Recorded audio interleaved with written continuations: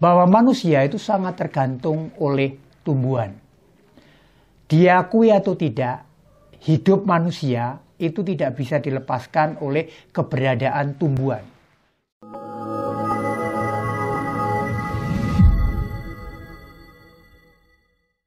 Hai, selamat datang di Beda Obrolan. Nah, kali ini kita mau lanjutin tentang kemarin tanya berbagai macam obrolan tentang pertanian organik ya Pak ya? Iya.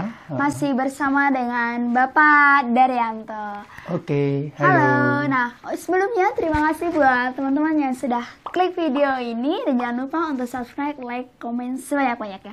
Nah, dimulai aja sekarang.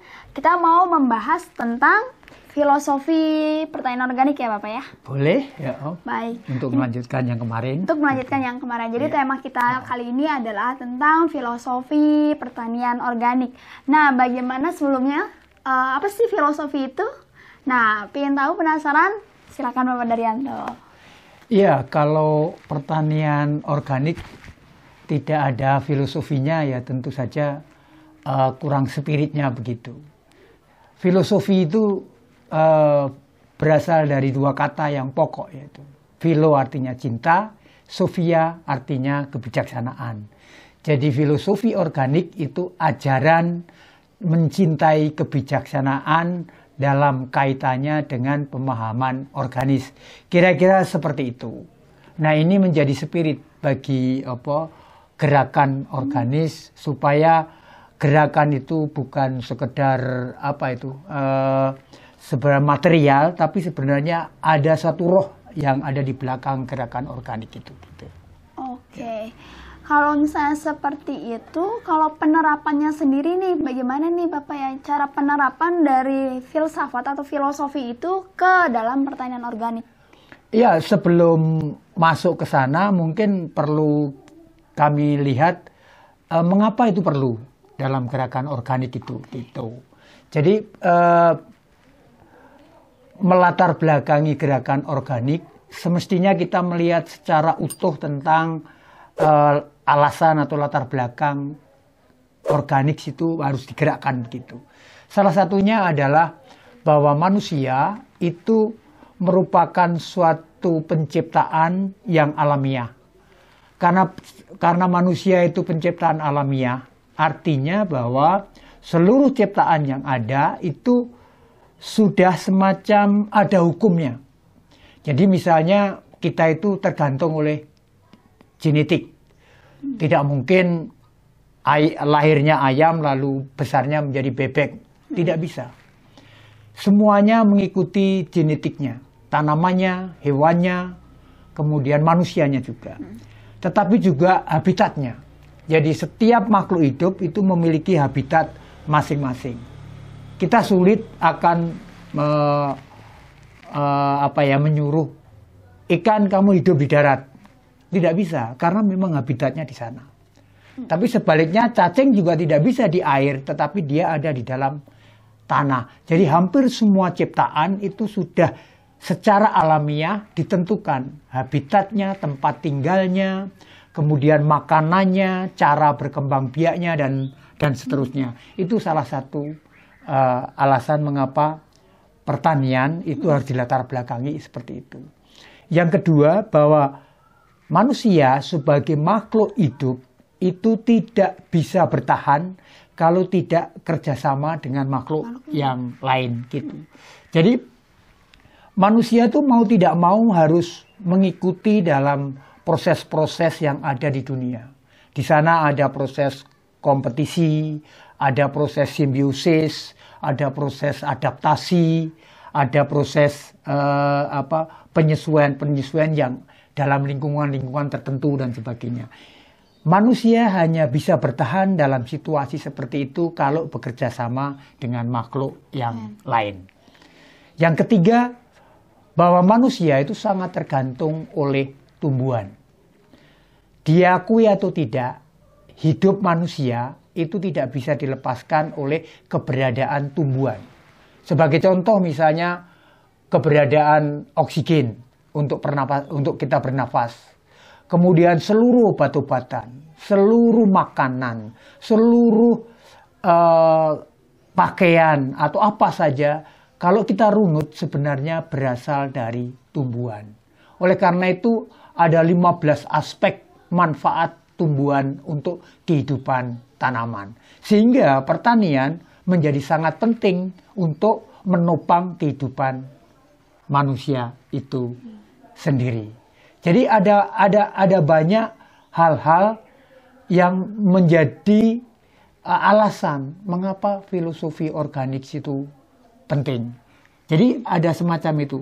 Artinya ajaran tentang mencintai kebijaksanaan agar manusia bertindak sesuai dengan kehendak Tuhan dan sesuai dengan apa yang terjadi di alam itu menjadi sangat penting dalam gerakan organis gitu.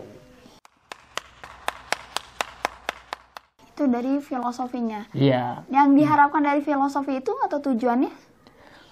Ya, ini karena ini filosofi artinya ini ajaran. Jadi kalau ini ajaran, maka hendaklah supaya seluruh manusia itu menyadari posisinya atau martabatnya sehingga dia bertindak juga mempertimbangkan kepentingan-kepentingan seluruh ciptaan. Itu salah satu tujuannya. Nah, konteksnya dalam pertanian, petani atau orang yang terlibat di dalam pertani sesungguhnya dia itu merupakan perutusan, merupakan panggilan supaya dia melaksanakan tugasnya untuk merawat, menjaga alam yang diciptakan oleh Tuhan.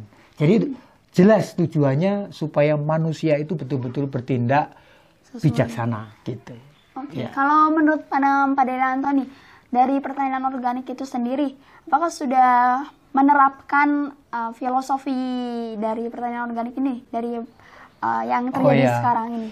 Ya, ada beberapa yang mungkin secara tidak sengaja atau secara tidak langsung sudah menerapkan filosofi ini. Tidak disadari gitu. Tetapi ada beberapa yang memang belum memahami bahwa pertanian organik itu ada filsafatnya gitu. Oleh karena itu dalam metode pendekatannya itu ada beberapa cara. Jadi metode pendekatan secara ideal maupun metode pendekatan secara praktis atau teknis gitu. Misalnya sebagai contoh yang ideal, ada yang ada filosofi yang mengatakan bahwa semua kita ini bersaudara. Jadi kita diciptakan oleh satu pencipta yang sama. Karena itu semua orang atau semua manusia harus menghargai apa yang disebut ciptaan lain. Nah ini yang agak ideal gitu. Atau ada ungkapan servi et juni. Jadi melayani untuk semua.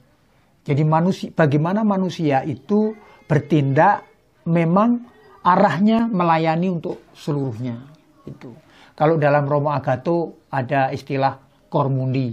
Cor itu hati, mundi itu dunia. Jadi komunitas yang hatinya terbuka terhadap masalah-masalah dunia. Sebagai contoh misalnya di Eropa atau di Amerika atau di Jepang terjadi gempa bumi, kemudian di sana ada semacam bencana. Kita yang di Indonesia tidak kenal mereka. Kita belum pernah ke mereka, tapi kita bisa membantu, bisa memberikan sumbangan dan sebagainya. Itu yang kalau Romo Agato menyebut istilahnya cor mundi. Nah ini juga sebuah falsafah yang cukup yang menurut saya cukup baik gitu ya untuk menggerakkan supaya bahwa kita itu sama-sama dalam satu keluarga. Ini beberapa contoh yang ideal. Kalau pendekatan yang praktis ya sangat operasional. Bagaimana dalam bekerja itu kita harus melakukan operasi ulang tugas. Jadi ketika kita ditanya, diberi perintah, diberi apa saja, tugas atau apa, tidak langsung bilang, ya siap. Tetapi ulang dulu perintahnya apa. Ulang dulu apa yang dimaui oleh orang yang memberi pekerjaan itu. Nah, ini memberikan satu kebijaksanaan agar apa yang akan dilakukan itu benar-benar tidak meleset. Itu salah satu contohnya dalam dalam bekerja. Juga misalnya setiap orang itu mestinya memiliki perencanaan harian. Jadi apa yang akan kita lakukan besok sebetulnya sudah direncanakan hari ini gitu. Itu juga yang harus diterapkan. Iya. Mengapa itu bisa? Mengapa itu? Karena memang supaya apa yang akan saya lakukan itu benar-benar sudah kita pikirkan, bukan asal jadi, asal orang lain senang, asal bos senang dan sebagainya. Enggak. Apa yang kita lakukan memang sudah kita rencanakan. Jadi ada beberapa pendekatan-pendekatan yang sebetulnya bisa lebih tepat. Kalau Romo Agato bilang orang harus memiliki sikap organis. Sikap organis itu misalnya sikap terhadap waktu, sikap terhadap komitmen. Kalau kita punya janji ya harus kita tepati. Kalau kita punya komitmen ya harus kita jalankan. Kalau sikap terhadap tugas, ya kalau kita memang tugas kita itu seperti itu ya, itu yang harus kita lakukan. Ada banyak hal pendekatan kebijaksanaan yang memang bisa menumbuhkan sehingga lalu kita bisa bergerak dalam kegiatan pertanian organik itu lebih tepat gitu, lebih teliti, lebih tepat, lebih menghayati sehingga pekerjaan itu menjadi hati. Sama yang kesempatan yang kemarin itu saya katakan bahwa pertanian organik itu bekerja dengan hati gitu. Ya. Kalau terakhir nih, saran atau harapan Bapak Daryanto ke depannya pertanian organik itu bagaimana? Ya, setiap pemerhati pertanian organik atau pelaku pertanian organik, saya harap ada waktu untuk memahami, ada waktu untuk mengerti apa sebenarnya yang menjadi motivasi atau spirit mengapa saya itu bertani organis. Jadi pertimbangannya bukan hanya pertimbangan soal ekonomi, soal bisnis, soal kesenangan, soal apa, tapi memang ada dorongan, ada semangat bahwa saya memang memiliki kebijaksanaan untuk melakukan pertanian organik. Nah, itu tadi Bapak Daryanto. Terima kasih Bapak Daryanto sebelumnya terkait dengan filosofi. Jadi benang merahnya intinya bekerjalah dengan hati. Betul ya?